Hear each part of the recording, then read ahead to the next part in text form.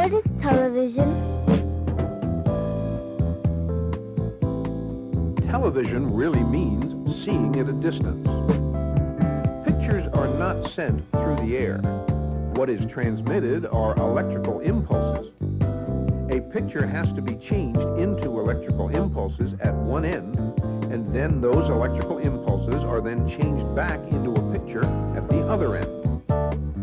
A camera lens focuses a picture on a light-sensitive plate of glass. This plate throws off electrons. In the bright areas of the picture, it throws off many electrons, and in the dark areas, few electrons. The electrons are then collected on a target plate. In this camera tube, at the other end from the target plate, is an electron gun which throws a beam on the target plate. This beam is a scanning beam. It sweeps back and forth in lines across the target plate so that it covers the entire surface 30 times in 1 second. The beam that bounces back is changed or modulated according to whether it strikes a bright or dark area. The return beam is sometimes strong and sometimes weak, according to the image on the target plate. This return beam, which is the form of electrical impulses, goes to an amplifier, then to the transmitting tower of the television station, and is sent out. At the receiving end, these impulses are picked up by your antenna, and they go into an amplifier in your set, and are sent to an electron gun, which is in your TV picture tube. This gun sends out a beam which goes back and forth across your screen. Your screen also has lines, and the beam scans every other line 30 times in a second.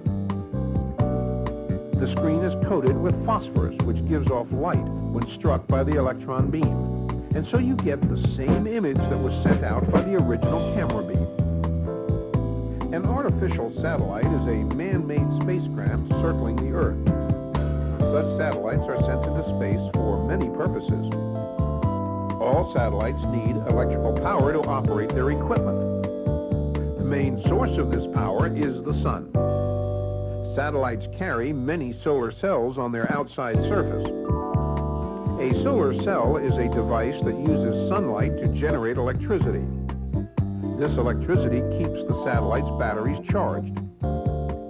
Radio and television signals can be sent from one continent to another by means of communication satellites. Most communication satellites have receivers and transmitters. The receivers pick up radio and television broadcasts from the ground station. Electronic devices then increase the broadcast signals.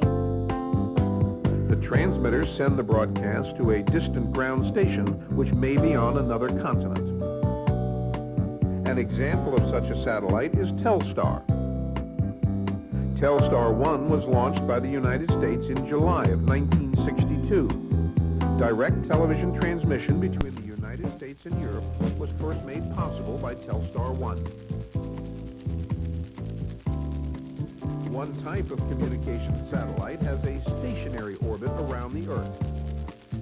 It is at a distance of 22,300 miles above the Earth and completes one orbit in 24 hours, the same time it takes the Earth. Thus, the satellite is always in the same place above the Earth. Because its orbit is so high, it can transmit signals over very great distances.